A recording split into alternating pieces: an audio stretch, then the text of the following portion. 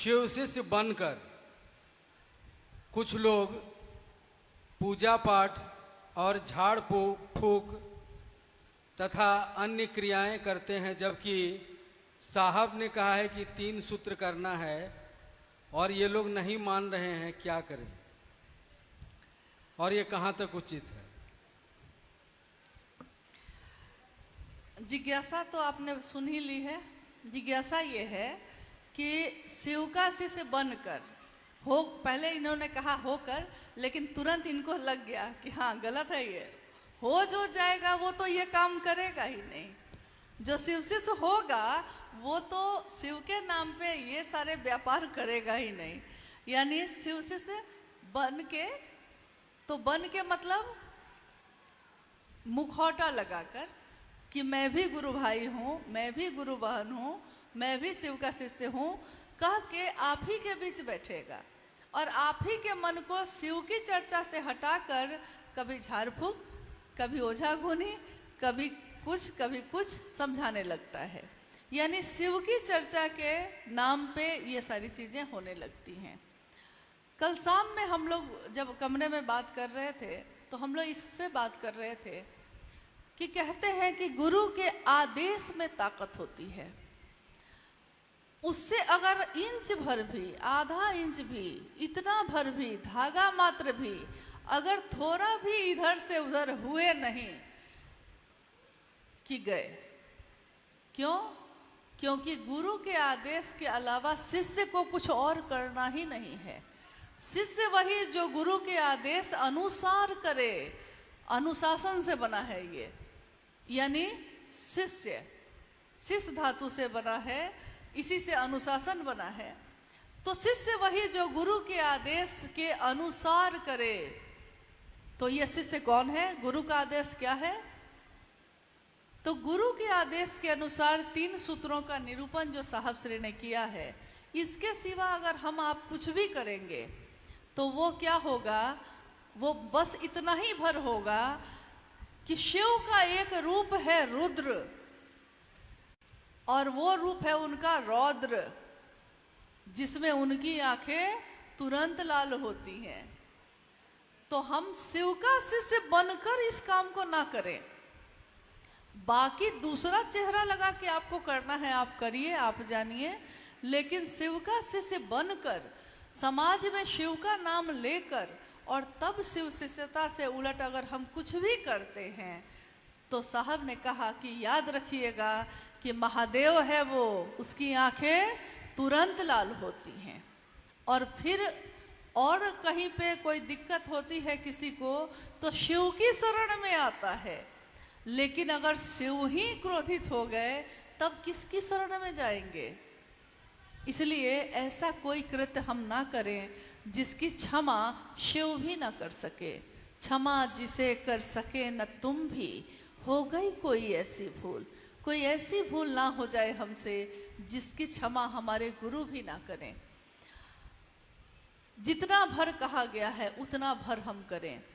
स्थान, काल, पात्र, इसका अपना एक विज्ञान है। स्थान यानी जिस दुनिया में हम रहते हैं, पात्र यानी मैं, आप, हर वो व्यक्ति जिसने कहा है कि शिव मेरे गुरु हैं, हर वो व्यक्ति वो पात्र है। स्थान ये भारत भूमि है और विश्व अब उस स्थान में शामिल है। पूरा विश्व, पूरा ब्रह्मांड, शरीरी अशरीरी सारी सत्ताएं उसमें शामिल हैं। और काल, जिस काल में, जिस कलयुग में ये जो समय चल रहा है इसको कहते हैं कलयुग। तो इस कलयुग में जिस काल में शिव की बात आई है, गुरु ने, शिव ने जितना भर कहा है, वरेण्य गुरु भ्राता ने जितना भर कहा है, हमको आपको उतना ही करना चाहिए, न उससे कम न उससे ज़्यादा। बस इतना ही अनुरोध है। बाकी कुछ भी अगर आप करते हैं तो अब इसकी जिम्मेदारी आपकी होगी, क्योंकि समझाते समझाते एक सदी बीत गई, एक युग बीत गया। कितना कहा साहब ने, रात दिन वो बोलते ही रहे। और उन्होंने एक दिन कहा कि 40 सालों से मैं एक ही बात कह रहा हूँ सबसे, महादेव को अपना गुरु बनाओ, अपना बनाओगे तो दर्द होगा, अपनों के साथ व्यापार नहीं होता। साहब ने कहा तुम अपने बेटे के साथ व्यापार नहीं करते, जो तुम्हारा अपना है उसमें दिमाग नहीं लगाते, उसमें तो दिल लगाते हो। महादेव मेरा है तो दिल का मामला है ना भाई। तुम चाहोगे कि मेरे कृत्य से महादेव कलंकित हो जाए? और साहब ने बार बार ये कहा कि शिव के शिष्य कदापि इस काम को ना करें।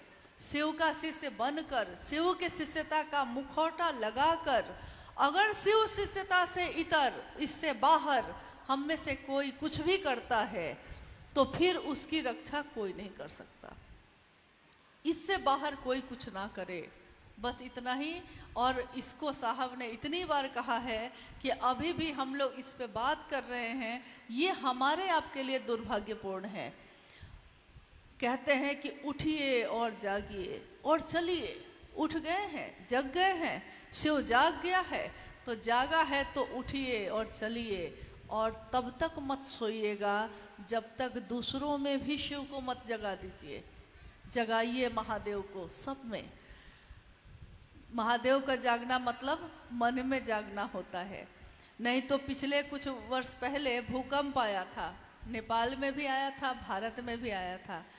तो लोगों ने मुख्यालय फ़ोन करना शुरू किया कि आपके शिवसी से जो इधर आए थे उन्होंने इतना जागा जागा महादेव किया है कि भूकंप आ गया है।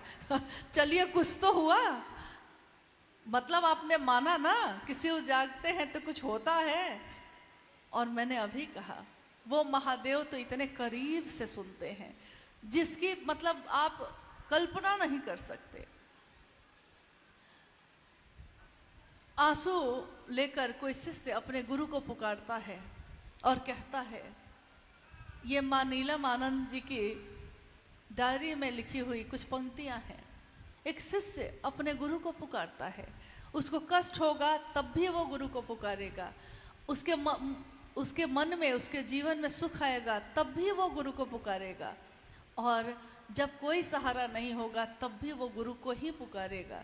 तो वो पुकारता है कि आंसू का उपहार महागुरु आज चढ़ाने आया हूँ। आंसू जो मेरी आंखों में है, महागुरु महादेव, मैं वो आंसू लेकर आपके पास आया हूँ, क्योंकि मेरे पास अब कुछ भी नहीं। इस जगत में जो चीज़ें होती हैं मेरे पास नहीं है अब ये, तो मैं क्या लेकर आया हूँ आपको।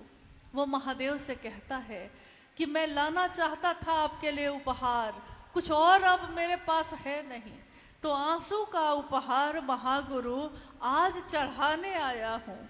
आज निराशा के फूलों का हार चढ़ाने आया हूँ।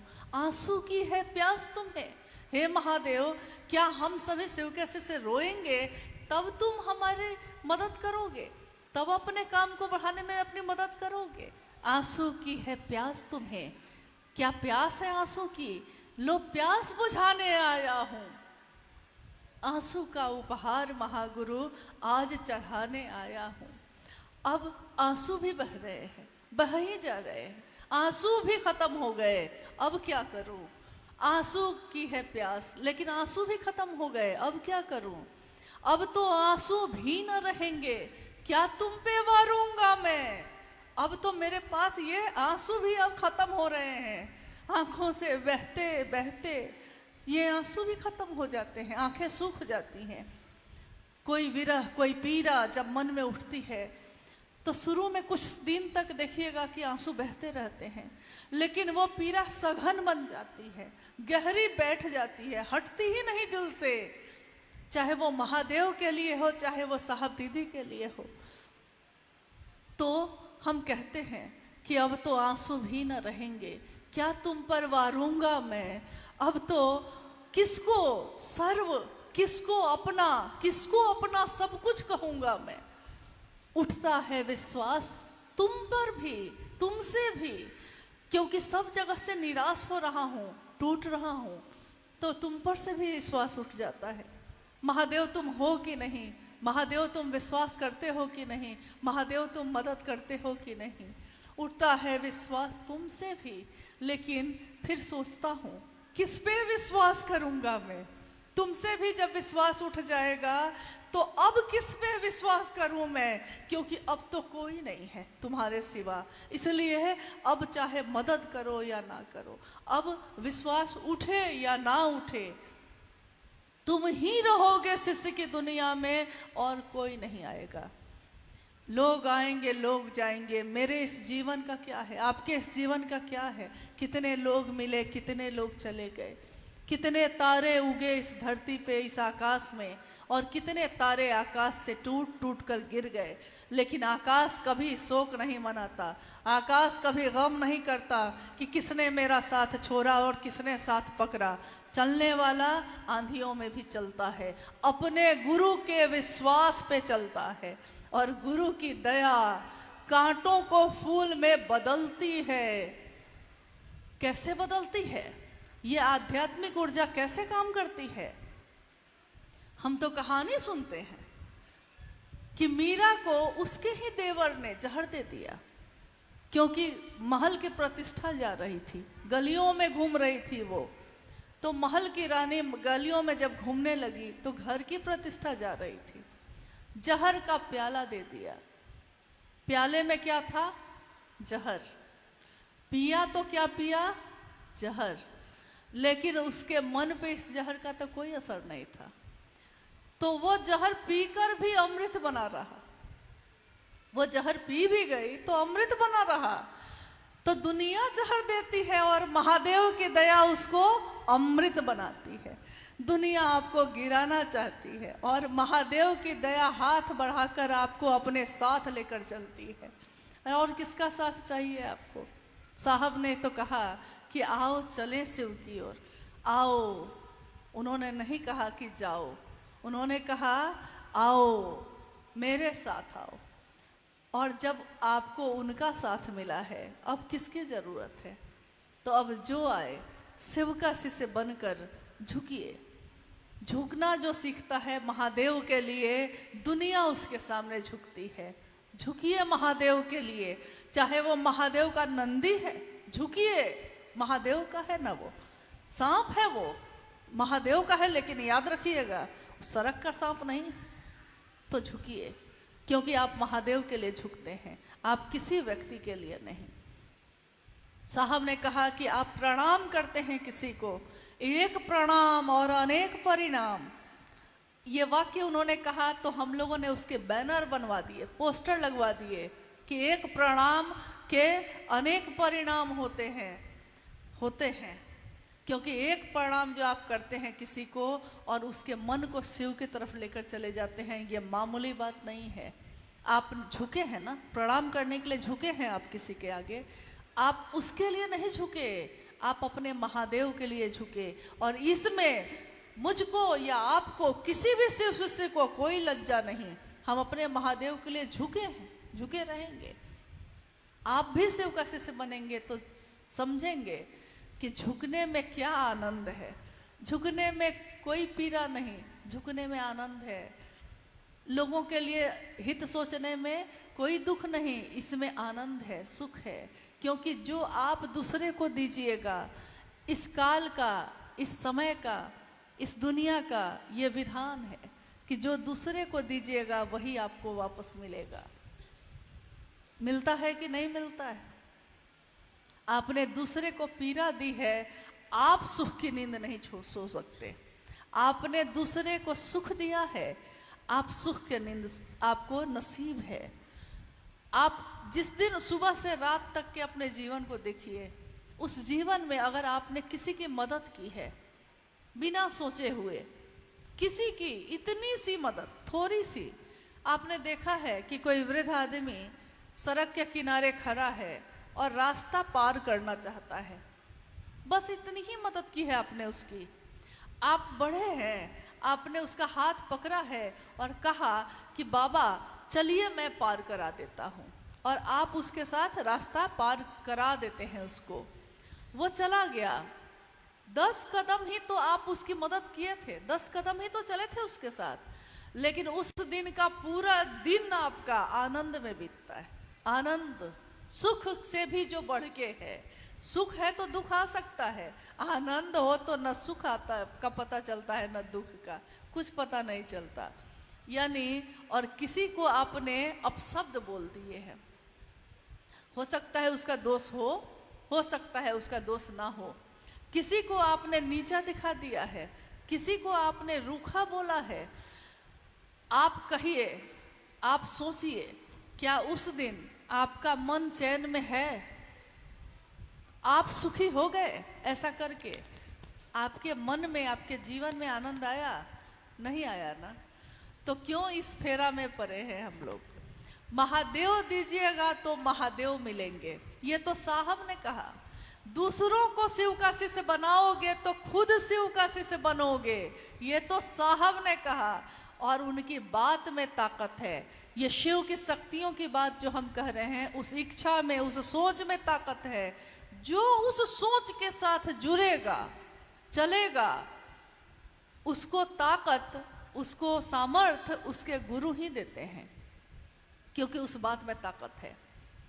करके तो देखिए, गुरु के वाक्य में ताकत होती है और किसी चीज में नहीं। करके तो देखिए।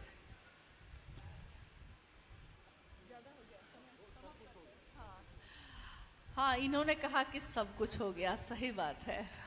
और क्या कहे, इससे ज्यादा क्या है कहने को?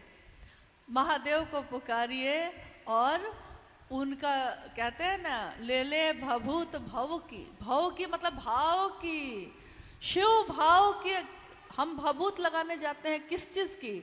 अगरबत्ती जला है तो उसका भभूत लगाएंगे, नहीं दिया जला है तो उसका काला टीका लगाने जाएंगे, कि सोचते हैं कि शुभ होगा, कल्याण होगा। और साहब कहते हैं कि ले ले भभूत भव की, माथा उछाल कर, माथा को ऊंचा करो, उछालो, महादेव तुम्हारे गुरु हैं। और भव की यानी भाव की, उस भाव की भभूत अपने माथे पे लगा लो। भाव का भभूत, अगरबत्ती का, दिया का नहीं, भाव का ही भभूत लगा लो। भाव, हाँ, ले ले भभूत भव की, माथा उछाल कर। मत सोच क्या खता है, मत सोचिए हमसे क्या गलती हुई, क्या हुआ, हम क्या किए, क्यों हुआ, वो आदमी क्यों हमको ऐसे बोला, पहले हमको अच्छा समझता था, अब खराब क्यों सोचने लगा, हम दुखी हो रहे हैं, पागल हो रहे हैं, क्यों हो रहे हैं? मत सोचिए क्या खता है, मत सोच क्या खता है। खतावार होंगे शंभु, खतावार कोई होगा ना, शंभु होंगे, क्योंकि उन्होंने ही चाहा होगा। उनकी चाहत हमेशा अच्छे के लिए होती है।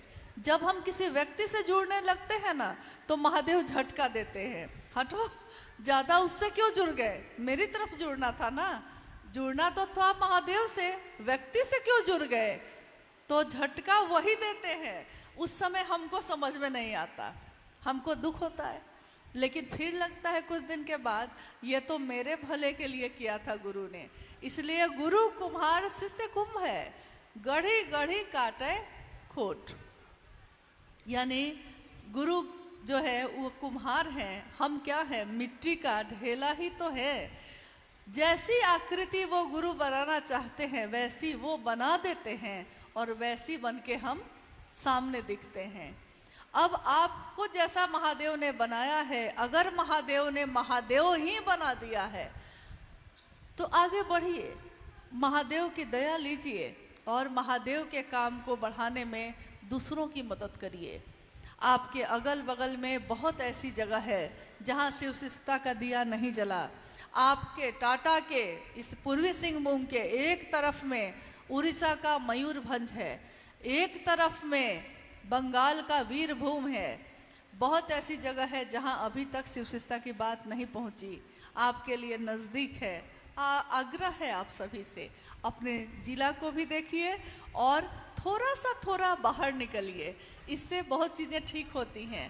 काम होता है तो शैतान आता है दिमाग में, नहीं आता है। काम करने वाले के दिमाग कभी खराब नहीं होता, वो ठीक रहता है हमेशा। तो हम लोग अपने गुरु के काम को बढ़ाएं। हम सभी का जीवन महादेव की दया से, साहब दीदी के आशीर्वाद से सुखमय हो, शिवमय हो, इसी की कामना इस संगोष्ठी में उपस्थित आप सभी के लिए और अपने लिए भी करती हूँ।